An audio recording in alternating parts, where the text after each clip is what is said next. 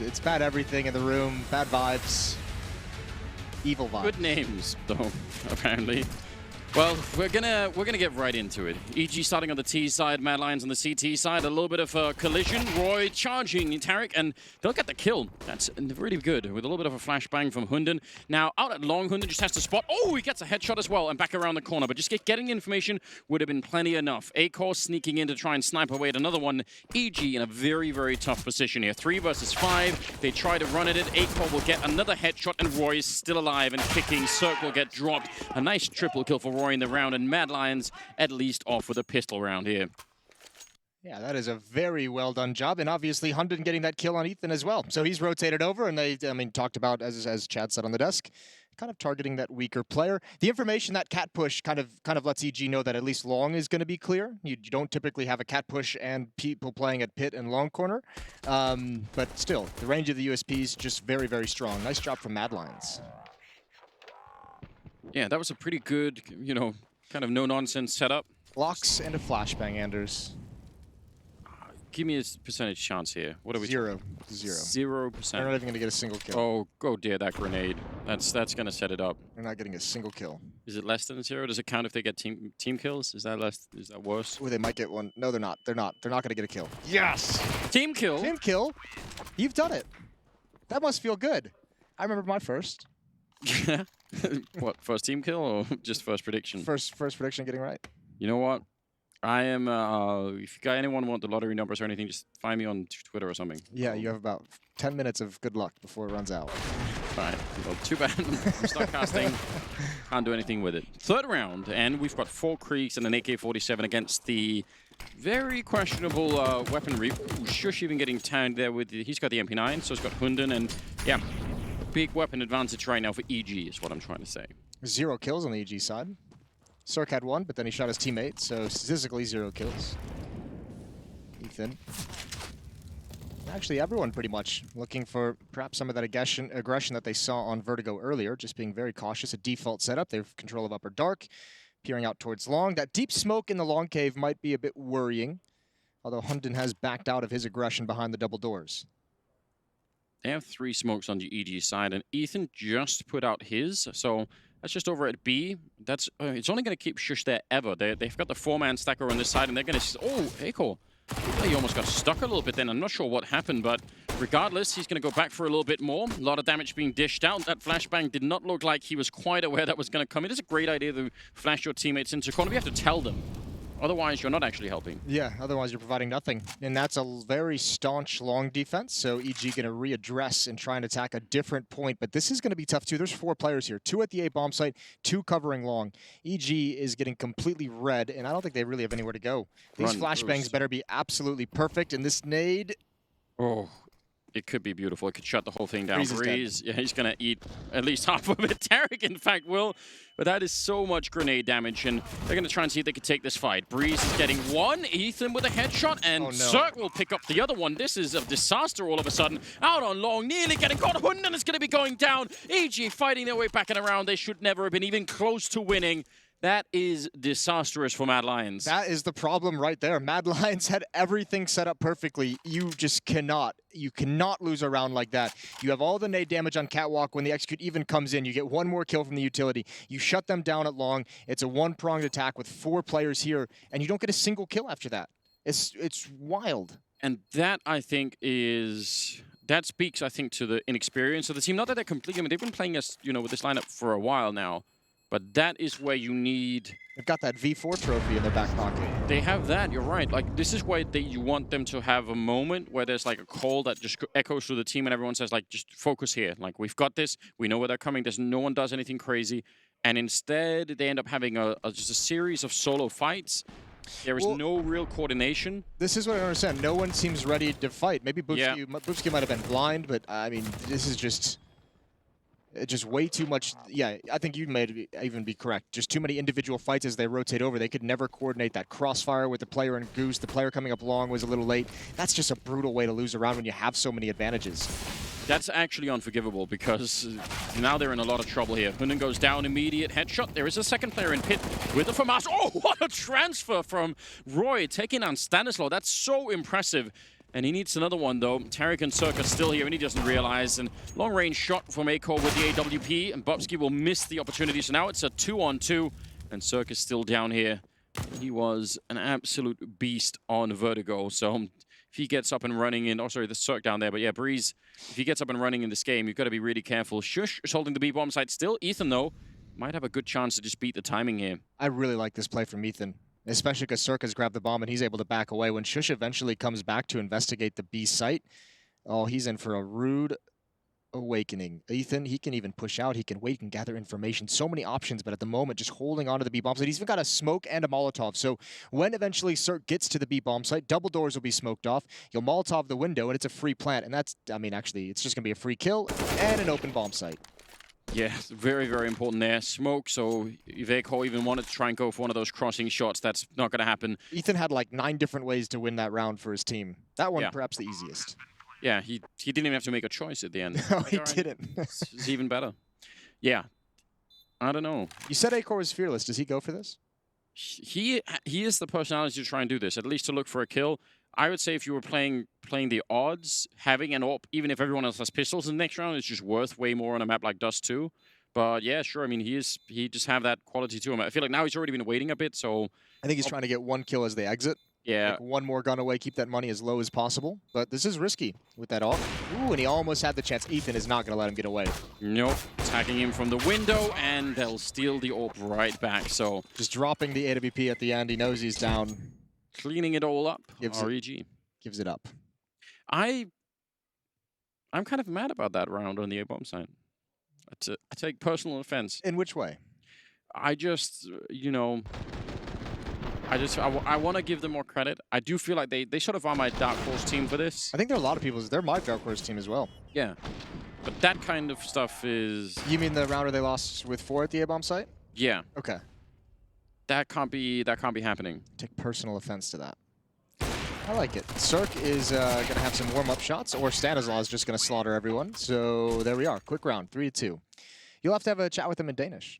Give him a nice Danish insult. I might do. I think I'll do better. I think I'll put Jacob on them. He can be pretty critical, Jacob. So I was put. He can indeed. Yeah. So I think I'll just unleash him. Say, you know what? No filter, Jacob. Tell him how you really feel in Danish. Lay them all out. Yep. Maybe it'll be a death segment. That could be good. We could bring them on. Maybe we could, you know, bring a belt or something and really... really hammer it home. Breeze making a quick jump behind the flashbang. Oh, actually turned for it. I think he thought there was a flashbang coming from the CT side that he was sort of waiting to turn for, which is actually, like, that's some next level meta. And he just got caught, you know, sort of waiting for it, which is unfortunate. But that actually, it isn't Breeze, you know, stupidly with his back turned. There's just, you know, he's trying to play at a higher level almost. Didn't work out this time. What scares me the most is, oh, wait, hold the thought. Stanislaw's going to lead. Great pop flash. Oops, he surely goes down. Yeah. Quadruple dink with the MAC-10. Nice flashbang from Tarek, and now evened up in a 4-on-4. 2 smokes, 3 Molotovs, HE, and a flashbang for EG to utilize. There's really not a whole lot of utility. Smoke, Molotov, nade for Madlines, and they've just used the smoke. Now, they lost this bomb site when they had 4 players defending it. At the moment, it's just 1. It's just Hunden. Yeah, playing down on long, which, I mean, if you can keep that, it's fine. Cirque goes down to Acor with that AWP. We've seen some decent kills coming out of him. But he has to stay mobile. And again, he gets the kill in the middle. Now you see him rotating back towards the A-bomb site, which is, I think that's what he has to do. That's going to be his role probably for much of this, is just trying to find out where he could be relevant. Because if they dodge him, then it doesn't really matter how good he is with that weapon. Shush falling all the way back. They have a Molotov on Tarek, but ooh, actually right through the smoke, Ethan gets dropped, and now it's real weird. 2-on-4 with 24 seconds left. No way Madlines can screw this up. You've set it up perfectly. Roy inside the site, going to go down to Stanislaw.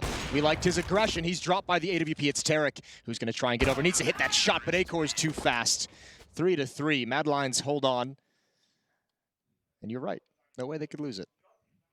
You have to say as well, I mean, what's kind of what I wanted to get into earlier, a little bit scary, is, you know, if the game plan for EG was to take long A and attack towards Hunden. At least, much like Vertigo, Mad Lions tactically coming out on top in those early engagements with their setups at long. I haven't really seen a convincing take of that from EG.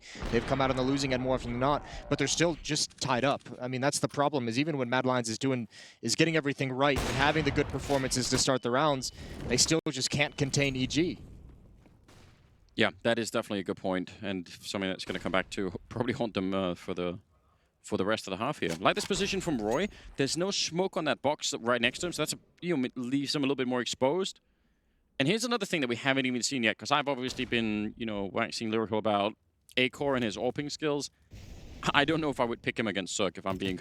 On a good day for Cirque, I'm going to pick Cirque to win that battle. And we haven't even seen that yet. So that could be a potential other problem here for Mad Lions. Cirque is wildly out of control with that AWP when he's good. We've seen a lot of slow starts to this tournament from the AWPers. That's a decent peak if there's not fire there, but, there was. Cirque still just waiting for a peak.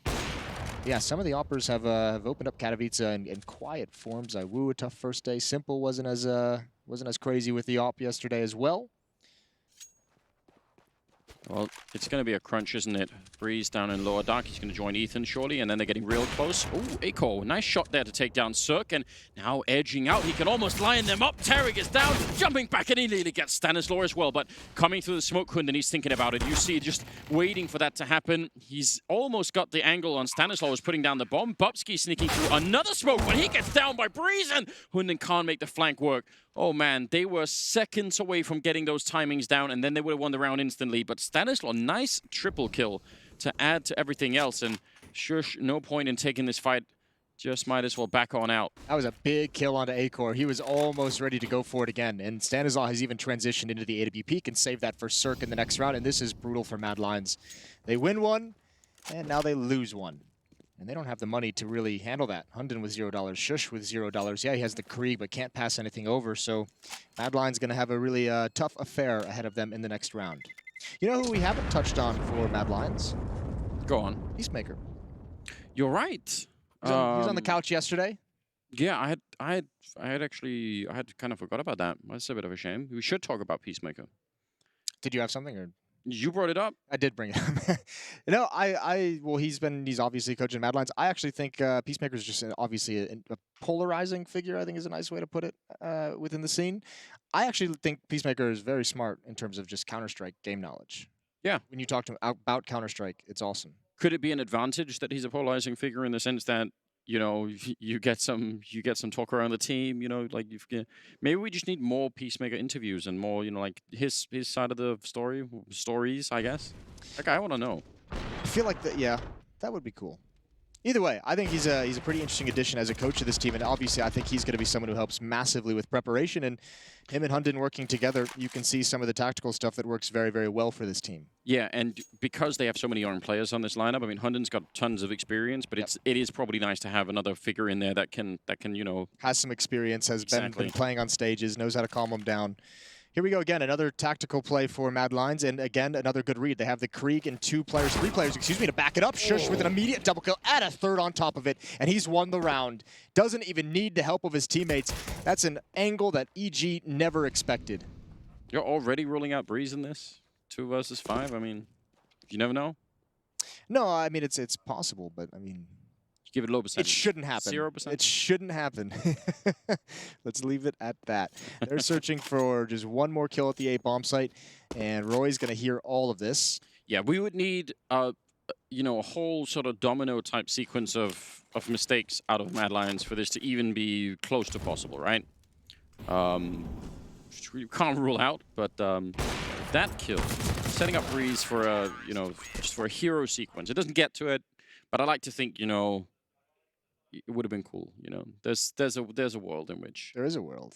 He's just so good. Shush with the one Krieg saving his team. You're absolutely right.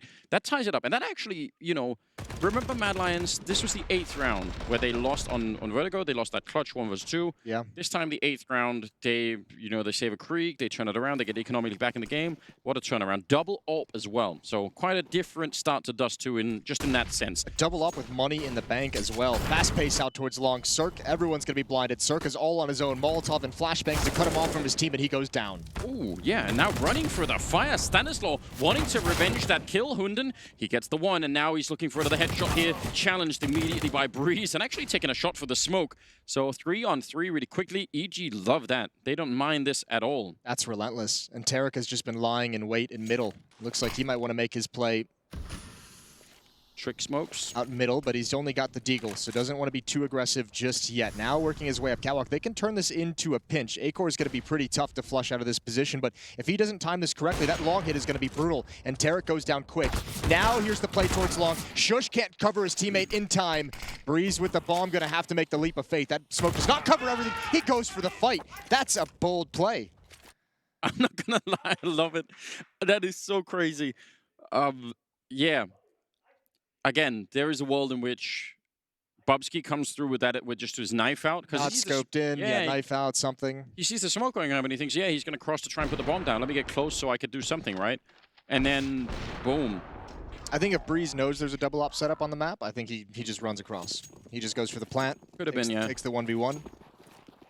Either way, the aggression is always fun to watch. Close round, takes a lot of money away from Mad Lions, but they've got a round advantage, 5-4 in the favor of the Danish underdogs. They're going to flash there. Breeze is the only one with any firepower here. That flashbang went way past Hunden. He's going to get a nice triple spray down. And Stanislaw on the other side. You know, nothing really can come of this at the current point in time. They're going to be up 6-4. That's, for CT side, that's two. I think that's actually pretty great. Yeah. Especially after getting wiped off of Vertigo. And I mean, as you said, sustaining some of the tough, through some of the tough obstacles they've had in the early stages. That round from Sjuush was massive that he's able to get that triple kill. Saves the Krieg. They've won 3 in a row, starting with that round. I'm still not over that round on the A-bomb side, Jason. I want to say that. Okay. Like, it's good. I'm liking this from Mad Lions, but they're not forgiven yet. I'm not really over it either. I'm not taking it as personally as you. We can check back in after halftime. We'll see if you've like woo-set it out of your memory or something like that. I'm real mad. Can't just let that go. Jumping over the shots, no open play on the other side. Again, I was hyped. Oh wow, Bubzkji pushing in. Lower dark with the AWP has been spotted, and that means he's in a lot of trouble. There's no backup, no teammates. He tries to go for the shot, and actually maybe that could have landed. Nearly does it, but that's a lot of aggression. Oh man. Oh, you said it was Acor who was going to be the one who goes crazy. It's not. It's Bubzkji in this round. That was absolutely mental. Oh. Well, we discovered where the mad part of Mad Lions has entered. I like it. Normally I'd criticize that kind of a play, but I'm fine with it. That was fun. If he doesn't get spotted, he's actually still in a very dangerous position because there's two people coming from upper dark. He gets one, you know. Well, it's just the way that like he could have thrown the Molotov into lower dark and just ran back through double doors, or he could have just initially ran back through double doors without the Molotov. Like, he had about 5 different options to get out of that situation. He didn't take any of them. Good shot from Acor. The aggression on catwalk. The stack works even better. Yeah, and they can read that as one of the attacks towards an A-bomb site, and they immediately think that they're even bringing Sjuush a little bit closer almost, it looked like. Grenade comes through. Hunden here at the ramp. Oh, they've got the grenades out, and he sprays through. A big double and a triple for Hunden. Perfect timing and a flashbang from Roy to set it all up, and that's 7 rounds now for Mad Lions, even fighting back after losing that initial fight from Bubzkji in the middle. Yeah, that's a god-tier flashbang from Roy. Now, give him another op and let him do it again. let him try one more time. It's the, you know, it's the old American foreign policy, you know, the madman approach or whatever it is. Just never know how crazy it can get. I like that. Well, they are pushing. It's not Bubzkji with the op. It's Bubzkji with an M4 and Acor to cover. This looks much better. This is how you do aggression. Oh, they've just wiped him out. It's a pretty hefty investment from EG, half investment, although they do have the losing bonus building up into their favor. But they're down 4 rounds now. 8-4 in the favor of Mad Lions, looking pretty strong at EG's map pick. It's not nearly as cool when you bring your friends in the middle like that, you know? Yeah. You've got to do it on your own. Go and fight that. You know, the person I always associate with that kind of a play, although we don't see that style out of him ever anymore, is when Shox used to do it. Okay. Shox would sometimes buy that up on the CT side and run up mid, like all the way up top mid, and just fight people. Yeah, I haven't seen that in a hot minute. 2014. It's been a while. All my references. You've been crushing it with the 2014, 2013 era references these past 2 days. It would be a fun study in history to go back and find those demos and just, you know, look at the difference in some of the players or even some of the styles, you know. Could be interesting. Anyway, 13th round here and yeah, 8-4 lead. I actually think this is amazing for Mad Lions. What did Pimp give them? He gave them 10 rounds, I think. They're almost there. Yeah, they're in the first half, which probably was not in his notebook, his equation. Could be. We'll have to see what he can explain. Jacobonomics. I don't know how to say that. Pimponomics. There we go. That has a much better ring to it. Yeah. Probably. That probably is a thing. Anyway, so Acor looking down the middle. Pop flash to set it up. Doesn't want to go for the chance shot. Doesn't really, I can't blame him for it. Hunden out at long, and Breeze hiding inside of the smoke and finding the perfect timing and just, yeah, pushing that potential weakness. I think Breeze is quite happy to take the fight against Hunden all day. I really feel bad that we actually caught that whole sequence from his POV. First the Molotov right into the smoke and then just getting absolutely crushed. And this is a save call. Surely Mad Lions isn't going to rotate over. They've got plenty of money if they wanted to go for it. It wouldn't be like a complete disaster, but man, you can't make that call. Bubsky going to try and chase down Ethan. And this is a good call from him because Ethan is there to cut off any players in the B bomb site falling back, watching that flank. Now it's much harder for EG to get a stand. If they want to chase down these guns and hunt the weapons, can't really do it. They're not going to feel super comfortable. So that's a nice escape route provided. Bubsky, again, just trying to find a safe spot by the football up there. Oh, what the hell? Yeah, there you go, Breeze. Scoped in, couldn't even see it. I actually have a point about scopes that I want to go for steal from. We've got some time now. From Vendetta. Okay, doing the old Chad strategy. Yeah, stealing opinions. It's one of my favorite things. But yeah, no, I had a whole meta thing. I'm stealing Chad's opinions about stealing opinions. There's another layer deep. Listen, forget about all this. My point was, or Vendetta's point was, that some people have a hard time figuring out how to scope with the Krieg. I mean, they obviously don't want to do it because of the sound issues and all the rest of it. Who was that flanking on Nuke the other day? Was it Rain? Yes. So I think, and that was what Vendetta was pointing out, and I think it's true. We do see that a lot. People use the, and it's not that unscoped Krieg is great, but there are a lot of fights I feel like people are losing when they just don't have that, and it's a bit of a shame. I think Roy might have been in that position down at long. Yeah, perhaps. I think there's also the factor of the scope taking that extra quarter of a second to scope in properly. Yeah. Yeah, that's probably it, isn't it? Tarek looks like he wants to challenge. He's had a rough game. I believe he's still stuck around 2 kills. Long control this time, one of the rare rounds that EG's been able to get it for free. They haven't had to battle for anything. Mad Lions is going to give it up to him, but because of that, look at the concentration in mid and Catwalk. They've got Bubsky playing close double doors, Roy and Acor on Catwalk.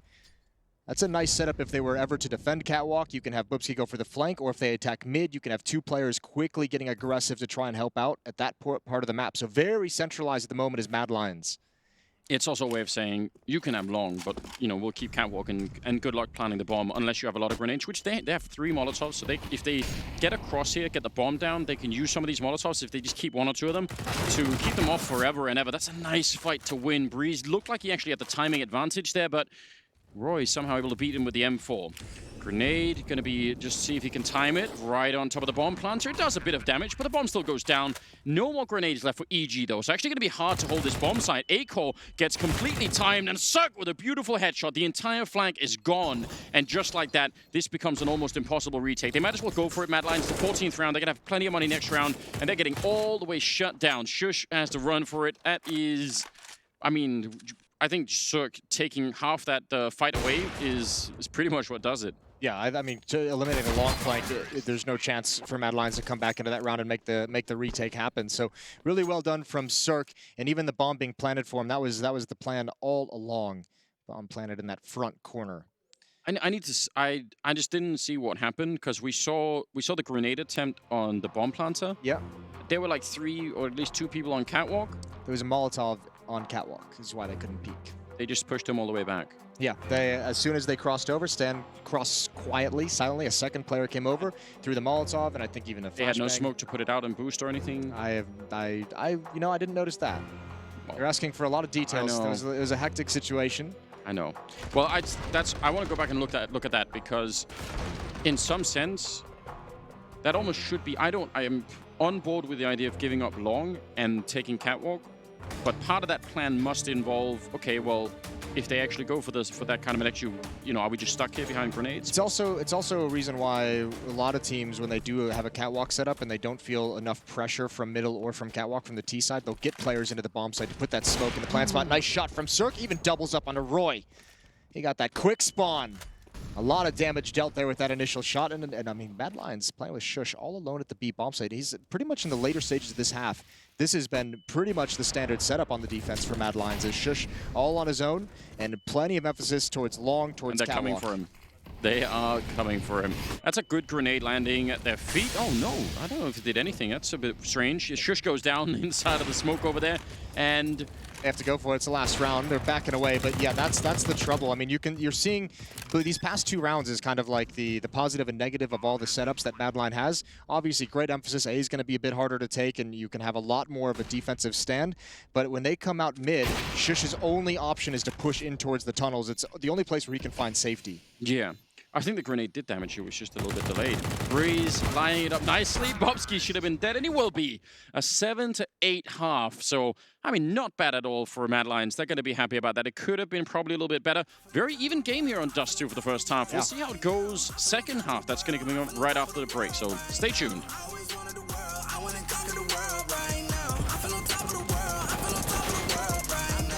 You've been distracted, your best, my average, there's a reason for that's a fact. So they snapping back, mad at the fact that I don't have a backup plan, I need that. Outworking everybody when I relax, so I ain't tripping down none of y'all feedback. Air that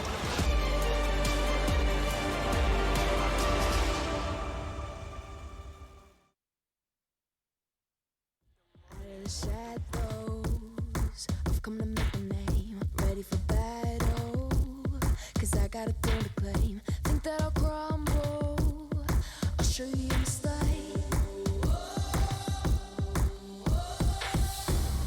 Where you see me coming, better run for cover, 'cause I'm not slowing down, I'm never going under. I survived the pain, I know it made me stronger. So meet the monster I came to conquer.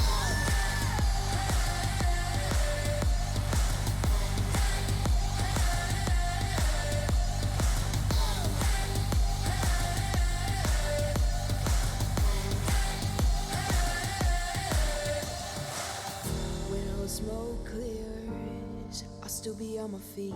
Forget all of my fears, 'cause I know my destiny. I feel a champion waking inside of me.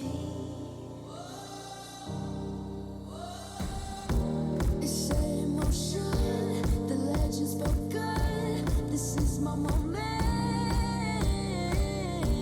Can't break my focus, know where I'm going. This is my moment. Where you see me coming, better run for cover, 'cause I'm not slowing down, I'm never going under. I survived the pain, I know it made me stronger. So meet the monster I came to conquer.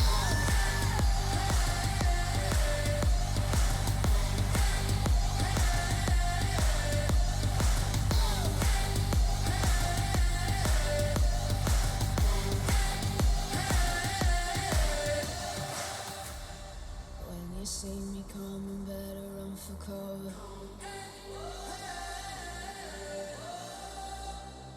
I survived the pain, I know it made me stronger.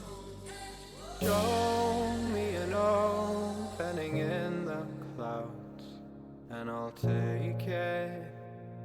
Yeah, reminding myself to just let go. Don't wonder how far I can fall. Don't look down, never fade out. And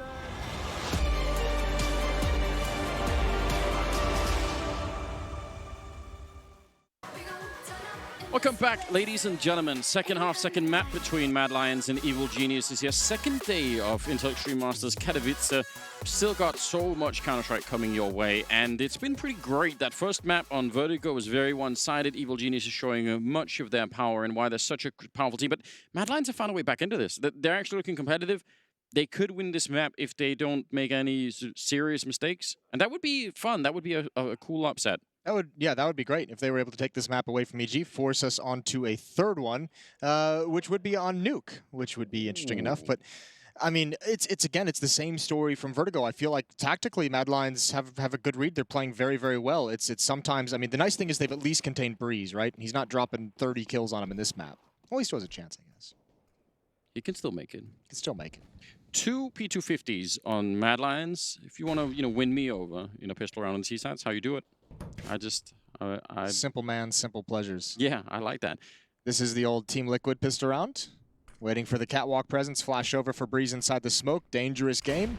He's going to back out of it. Oh, and now peeking down. Easy kill. Oh, a second one. That's a thing. That's a disgusting sequence. If I've ever seen what Acor's going to go down, I cannot believe he just spanked him like that. Got to pay for that kind of fun. Yeah. I don't think they'll have the same level of appreciation that you did, Jason, for it. But yeah, that was real good. He got him. Like what? Oh, it's the way he just completely ignores the entire possibility that someone's at top mid. Yeah. How does P250s work out, Anders? They didn't do much, did they? No. Breeze came prepared. Wow, what a shutdown. What a great start here for Evil Genius in the second half. Mad Lions did with a pistol round of the first half, so I guess it's only fair. Now we're back tied up at 8-8, and they've got nothing but Glocks, so again, we could probably have guessed that. Now, who's going to get the kills? That's the thing here, though. Who can clean it up? They heard this scout, so they want to go right at it. There's a tag. Oh, and Cirque still had the narrow angle. He spotted them coming out. Oh, great spray from Ethan. Only 2 kills from it. But certainly, oh, this is an awkward situation to be in. Tarek just tries to bail out of it. It's very dicey. It's very scrappy. It's very disorganized. It wasn't pretty. They got the job done. Down in the mud with the Mad Lions, I guess, but didn't come out. I mean, they only survived with 2 people. That FAMAS at the end, again, they had no armor, so it was unlikely he was going to win, a series of fights there. Still. Yeah, there was a lot of frag hunting in that round. Yeah, everybody wanted in. Yeah, everyone wanted to get those free kills. We're like, oh, Glocks and no armor? Sign me up, baby. Yeah, I am ready. So, got a couple of creeks, peek in the middle. It could be very dangerous against the creek with that scout. They were setting up for long. They got the smoke at the corner and setting up for even more. But now the counter smoke kind of making that one irrelevant. Are they going to try and come through anyway? Might just flash their way in. They will try and do that. Breeze lining up a nice double kill. But Tarek only had the FAMAS and he still goes down. Significant damage on Acor and Shush, though, will make this scout a little bit more powerful. And a 3-on-3. Decent nade. We'll see if any of the damage logs in. That's softened up enough for this scout. Cirque can have a pretty decent impact. Yeah, there's the nade damage. It comes in right at the end. Shush down to 61. That's 3 players at long, and unfortunately, EG didn't have anyone advancing across the map, so they don't realize that all 3 players are here. They don't have them boxed in, but equally, Mad Lions a bit nervous of trying to fall back out of the long cave. So they're just going to sit and wait for a moment, see if any flank is coming. Stanislaw and Cat, Cirque, and CT spawn. Ethan is going to join up with him in mid, so we'll see. It looks at the moment like Stanislaw is just going to remain the anchor on Catwalk and let Cirque and Ethan do most of the movement and investigating. Honestly, I don't mind if you stay long or go back, but whichever option you pick, you've got to do it together. I mean, in 3-on-3, you can't send one person out investigating the rest of the map, so... Well, here's the other thing you can talk about, too. The utility all the way back being used far back at long is going to give the indication over. Now, Ethan's not able to get there in time. He's far at the B bomb site, and they didn't fully commit to the rotation, being very wary about a flank or a fake. That's an amazing Molotov. Look at the time. Yes. 20 seconds left. That's actually a problem. Not only just because many of the EG players are going to get closer, but it means if anyone was going to try and get a kill here, I mean, they would have had almost no time left. Now, that's not quite going to happen. Cirque setting up for a smoke that they can maybe try and get out onto Catwalk with. Bubsky out there with the Krieg. It goes down to Stanislaw. That's a huge kill, and look at the health that's left on the rest of Mad Lions. It's not that much. Shush open to middle, and Ethan will take him down, and now it's Acor long range, and I don't think he could do this. The timing, good on the peak. Now he's got 3 people to battle all at once, and he gets dropped by Ethan. Great comeback here for Evil Geniuses in a round that could have been very, very sketchy. They looked like they took their time, They didn't really worry about it. There was no stress at all in them. That's nice to see. That felt very well coordinated. You're Yeah. exactly right. Double up on Catwalk, swing through the smoke. Good stuff from EG. And Mad Lions again, I mean, with 3 players, they're not able to kind of get any kind of crossfire teamwork set up. That was great from Breeze. Even Tarek just getting damage was quite nice, but Mad Lions nowhere to really go from there. Good utility usage, as you mentioned, from Stanislav to slow down and allow time for the rotations. Yeah, I mean, that, even if it doesn't seem like a lot, that actually does give them the time that they have to afterwards to set everything up. You know, it's the extra, 5 seconds, 7 seconds where they're like, yeah, we can set up the smoke. We can, do this without rushing anything. Ooh, that's a double peek, and they're all going to go down. That's huge. Great job from Hunden and Shush. I don't even mind the double peek. I just don't think they expected that many numbers. And how much does EG want to dedicate to this attempt at a retake or to hold this bomb site? The bomb is being planted just now. It's only Tarek over here. Surely not worth it. Yeah. 2 creeks and an M4, that's a lot to give away. And it's not like EG have, all Cash the, flow. Yeah, they just don't have it, do they? They're gonna fall back. I have a proposition for you. What's up, dog? I think this current meta of Dust 2, it can change, but the way that most teams are playing it right now, if you're on the T side and you get even like 1 person probably that's somewhat close along, you can have that long corner every single time if you want it. It's so hard for me to see what the CTs can do if you throw that smoke from T spawn that lands at the corner, and you just keep flashing over and run the. I was rewatching again. I was rewatching the Na'Vi and FaZe game from yesterday, and as far as I can tell, none of those 2 teams ever fought for long corner. If the other team really sort of like committed to it, then the T side could have it every time. And I feel like that's something that's going to be. But now the problem is, I think it's certain teams as well. I think it's very much an attitude team of whether you even want to fight for long. You need to have the right players in that position because some people just don't like taking that fight. But the follow-up to that even is, I'm not sure what people do when they get the corner half the time. So they sort of like, they take it, like this is the same kind of a setup. Smoke at the corner, they go for the fight with the flashbangs. They win that fight, and that's amazing. Now, when they win it this much, obviously it's a little bit easier, but half the time I'm not sure what the T-side actually does with it or if it's even sort of worth it. Nice headshot from Tarek taking down Acor, and that, ooh, look at Stanislav pushing up over and upper dark. So even if this is a 4-on-3 or technically was a 5-on-3 just a second ago, they could still end up losing this Mad Lions. They've got long, but now comes the rest of the job. This is the exact round we've seen them lose so many times. It turns into a heartbreak. They have all the advantages. They've done everything correct, but now they just have to overcome the skill and the ability of these individual players on EG. First kill for Shush. Tarek's been spotted as well. Another headshot. He cannot transfer over. Ethan went down without a fight. And even though Stanislav had the intel, I don't think he's going to want to go for this. Might see if he can create some magic in this initial contact, but he'll back away quick. Yeah, this is where if you get an instant headshot dink, right? Maybe it makes sense. He did get it, I guess. Just the wrong way. The wrong way. Receiving, not giving quite. Shush with a triple kill in that one, and that ties up the scoreline at 10-10. So, I'm still curious about this. Maybe Pimp, maybe Chad, maybe Maniac could help us bring some light to this. What is the,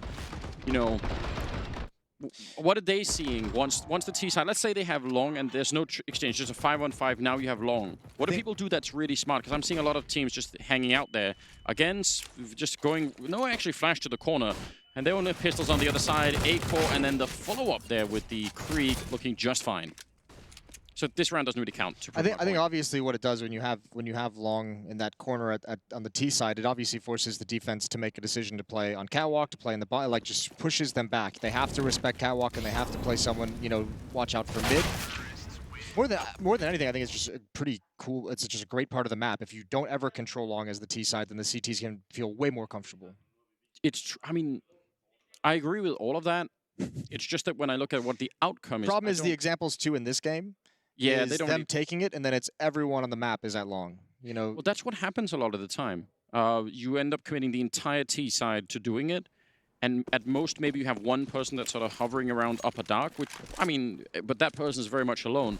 I understand what theoretically what the advantage should be. I just think in practice I'm not really seeing it. Now, they are faking it this time. They're throwing the same amount of grenades, the Molotovs out there, and then they're going to try and hit Catwalk. But Circus ready with the AWP. Nice return, though, from Shush taking down Breeze. I like the way of doing that. They've just been doing that long push like 3 times in a row, and then they say, okay, we'll do it a 4th time, and then we hit catwalk and hope to catch them off guard. Now, they didn't actually do that, but it's still a nice fundamental theory. Dear. Ooh. How did they see Tarek? I'm not sure. Maybe he popped up on radar. Maybe just the boost over. They spotted him through the smoke. Good win from Stanislaw. And again, just that individual fight, turning this back into a 3-on-3. And this is a retake scenario. They're going to go for this, certainly, EG. 3 players. They have a kit on Ethan. They've got the 1 flashbang, the 1 HE, and they even have Ethan on catwalk. Molotov is going to be awkward for him, but Stanislaw might be able to help. Oh, my Just God. narrowly misses the intel. Yeah, he did.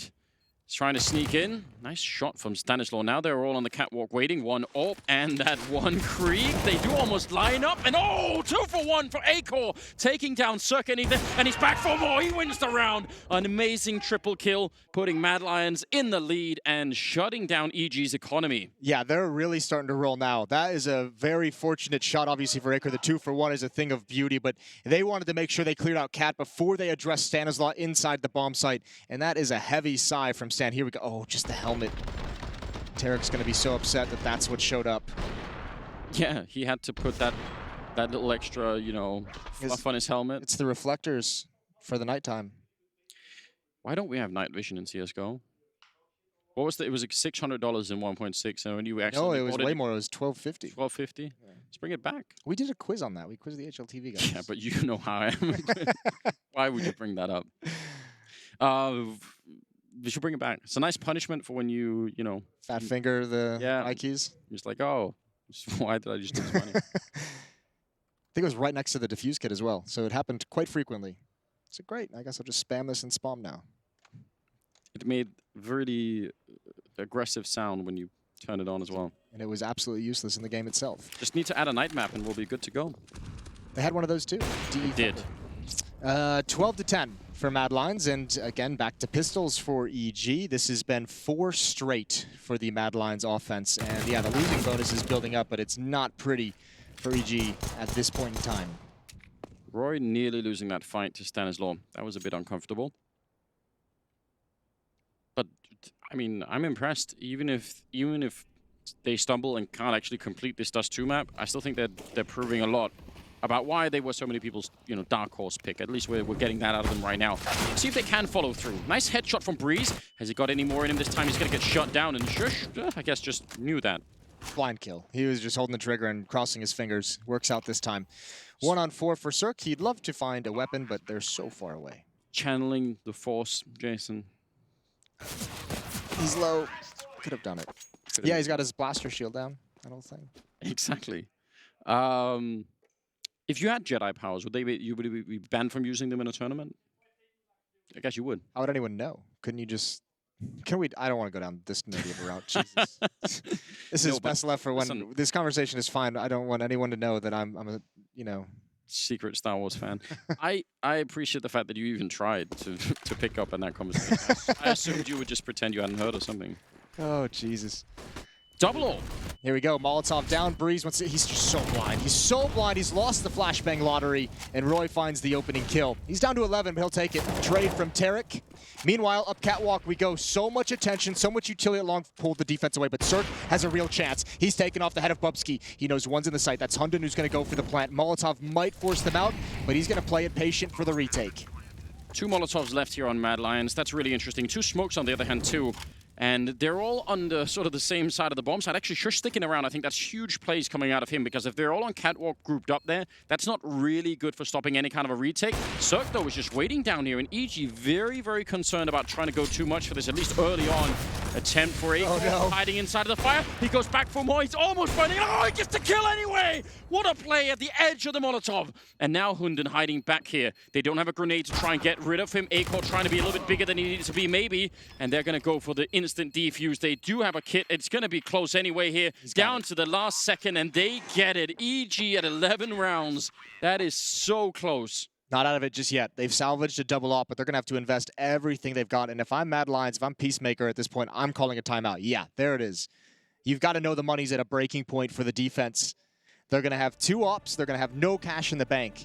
And this is where you call a tactic. And you've had success on both sides of the map at Long A. You did a pretty decent job on your CT side of holding it, but now attacking it, you're finding that 1 to 2 kills at that long corner pretty frequently. And I really enjoy that call in the previous round, even if it didn't work out, the fakes. And 1 player out, and like 3 players worth of utility over the long wall. Yep. And then hit Catwalk very quickly. Look how many defenders are lured over to deal with just Roje. It was all 3 of them.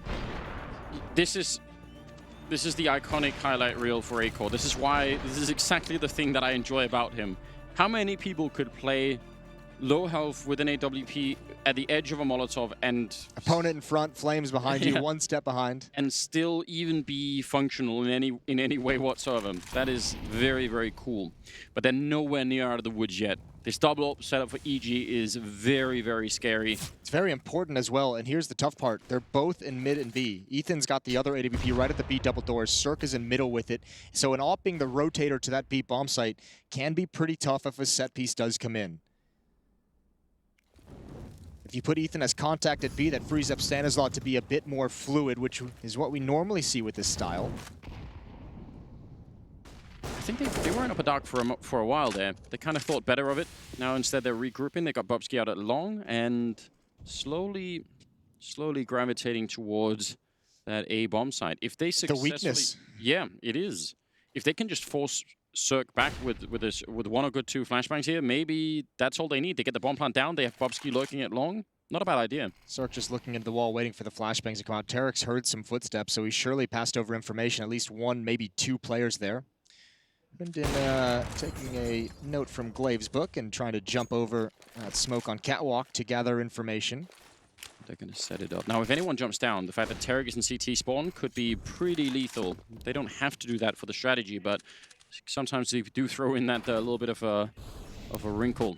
Tarek moving up, trying to headshot somebody. Cirque, good time flashbang to make it really hard for him to hit anything, and Bobsky's just looking. And he's got a really important job here, Bobsky, in finding the right timing. If he gets it wrong, then they can focus on the retake. As long as he's alive back here, it's real tricky. 5 on 5 for the retake. Mad Lions get the bomb plant without losing anyone, and that makes it tough on EG, and they have to win this round. They're pretty much out of money if they don't get it, so that might be a 3rd map right then and there. Molotov at the ramp, but Stanislaw still there. Good job with the FAMAS, and they take down Shush right Why afterwards. is nobody peeking? Oh, and Bobsky, instant caught with Cirque in the back, and now Acor's here with the AWP, and they just try and group up on him. There's so many people there. They're going to get the round. So no one going down for the plant, no one going down for the after plant. Strange round. I take personal offense to that round. You can have the round previously. That was Go on, Jason, tell me how you really feel. that was an ugly hold of the post bomb plant. And obviously, there's no one fighting at any one point. You have 2 players at this. You have Bubsky watching the flank. He went back to mid. Now he's running knife out back to the A bomb site. You have Roje fighting from middle, but he's not actually doing anything to stop the retake. He was too late to get there. So you actually had nobody really defending and slowing EG down from progressing into the bomb site. That's a very awkward post plant that they're going to have to revisit in the future.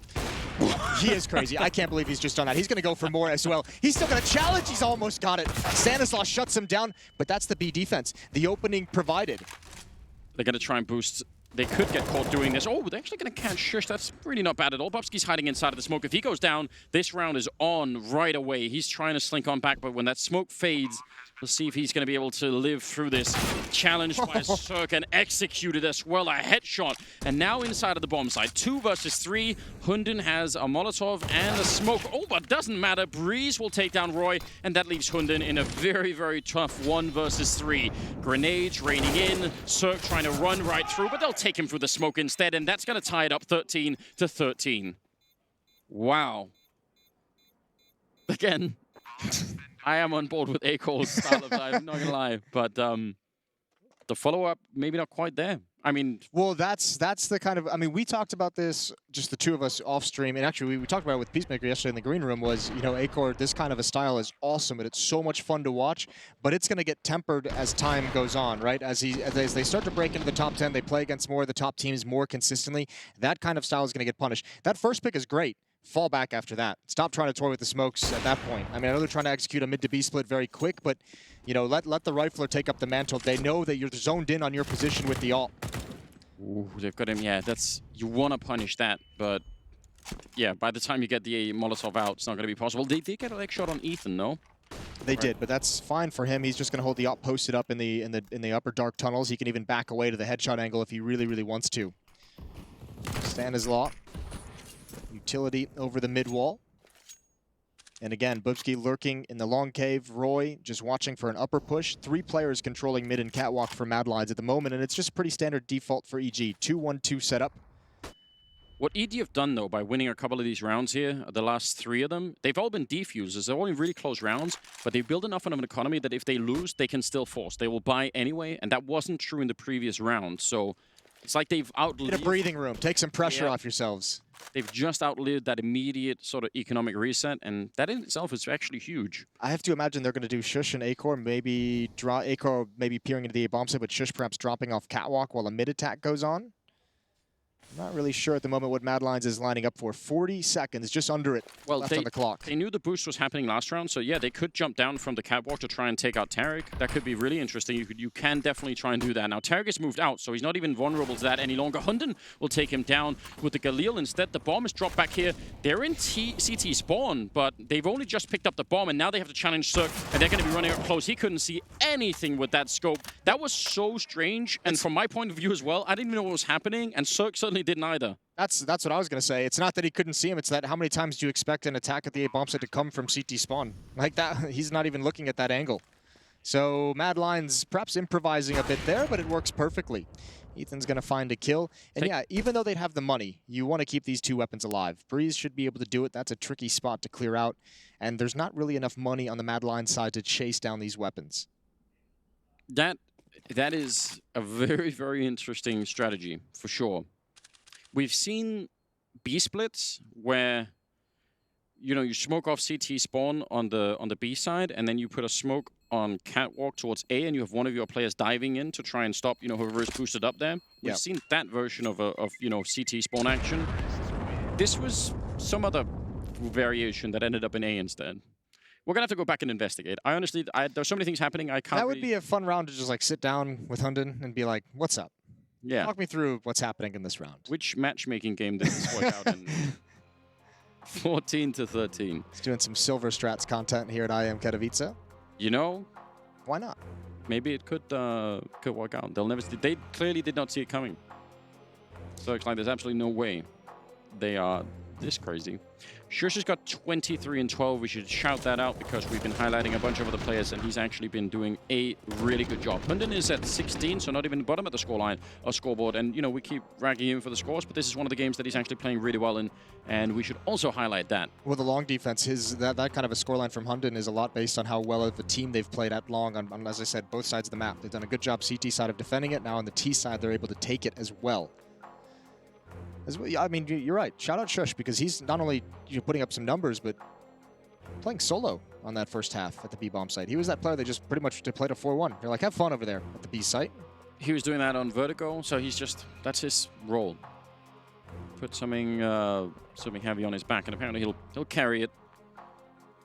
28th round. EG, again, they had just got out from under, you know, the immediate reset zone. So they get double open this round. They have pretty much everything they could want. Yeah, but if you get broken here, Then you're fighting at 13-15 with essentially just some pistols, maybe one rifle or whatever you can save, really. And that's the other side of the coin, is EG might have to make the tough decision of calling for a save when they'd probably want to try for a retake if they get into a situation where Mad Lions able to get into a site and get the bomb planted. Sure. Now, maybe that doesn't happen because they have been phenomenal at the retakes. They've had some pretty stellar ones. Yeah, that's a fair point. Breeze is the only one with the kit, so just saying that out loud at the beginning of the round. Ooh, Roy goes down to Stanislaw with an AWP, so that's one of them. They've had Ethan on the AWP. They've always had Cirque on one of them permanently. And Bubsky, that is the good timing. You know, he does get dinked in return, which is a bit unfortunate. Down to 10 health, so it's still a trade. But you never know when he's... Oh, they're going to go the same thing. Bubsky looking long. They're going to try and see if they can shut down Cirque. Last time, a good flashbang actually put him out of action for a bit, and he doesn't want to stick around. He's probably scared they're coming close like they did the previous round, and that's going to be a bomb plant. Now, can they hold it this time? I can't believe, yeah, I guess because there's no player in CT spawn to cover the drop, he just didn't want to mess with it. Santa's thought that'd be a big kill, but a better one from Bubsky. Low HP, immediate headshot. This retake, this is what I talked about, man disadvantage. Do you make the call? Only Breeze can buy and drop for somebody else in the next round, everyone else is going to have next to nothing. This is a really, really dangerous one, but it's either that or fighting for overtime. We'll see. Ethan going for the headshots, and he'll land one of them. Hunden picking up one and almost a second, but that does leave Bubsky out here with an AWP on the grenade. They're going to... Oh, it's... Oh, there we go! Knockout punch, and no kit. Breeze had the only one. They're going to try and go for this defuse, and it's almost there. A couple of more seconds. I think they'll have time for it. What a close call. 14-14. The retake works even at a man disadvantage, and EG hanging on to the game. That one grenade. I thought they threw it close onto the bomb site, and they just saved it for a second. Drop the smoke and toss it out towards Catwalk. And that's all the dink that Breeze had in that exchange earlier. This was a good shot, but I mean, with 10 HP, you just can't do anything about this, can you? Especially because the smoke pluming, and when he hears that, it's going to lure him closer to a peak. Yeah. Tough clutch. 14-14. We're all tied up, and both teams pretty much fully invested. This is the map right here almost. This is the series. Good shot from Acor. Stanislaw goes down quick. Ethan putting up that smoke, and are they gonna? It lands way behind them. They try and push through, and I was gonna say almost one at a time. Now the smokes are up, and EG again. You have to save. Yeah. You can't do this at the B bomb site, especially with the mid smoke already there in CT spawn. So this one's gonna fizzle away. EG's gonna have to play for overtime. Mad Lion's gonna have one chance to take us to a third map. Wow. Yeah. Acor finding some of those openings. That's one of those qualities. I mean, there are so many teams, even at a higher level than Mad Lions, that actually don't have that kind of a player. Well, I have to imagine Acor said the last round Stanislaw had the op, right? And they'd kind of gotten battered on some of the early contact plays at B by Mad Lions, like once or twice throughout this half. And Stanislaw just says, you know what, I'm just going to take the op, I'm going to peek in, I'm going to get that pick. Well, Acor just does the same thing right back to him in the next one. He's like, all right, well, if Stanislaw wants to op into the B tunnels, I'm going to go pick him off. What a game this has turned out to be. Yeah, this one's been just smackdown. Love it. 15-14. Map point right now for Mad Lions. They need to win a single round here, and they will, you know, they'll be on to Nuke, which in itself is a whole topic. That's gonna be fun to see. You want to talk about the pressure EG is playing under as well in these past few rounds is the last 5 rounds that they've won on this CT side, EG, they've all been defuses. Wow. So Mad Lions is getting into the bomb sites like whenever they want it, which isn't necessarily unusual on Dust 2 because the A bomb site is frequently played as a retake, but still, this is a lot of plants coming in for the Mad Lions side. That is giving them so much extra cash. Even when they've had some money issues in terms of what they have left in the bank, that extra $800 is going so far, and it's just applying so much pressure to EG. Speaking of EG, they were ready to fight for long. They had 3 people there. They were absolutely ready to, in case Mad Lions went back to that strategy that they've been doing so much, but they're happy to go for the default, clearing it out. I think they were trying to bait out, they have 2 ops in the beginning. They were trying to bait out someone peeking in the middle, shooting with one of them.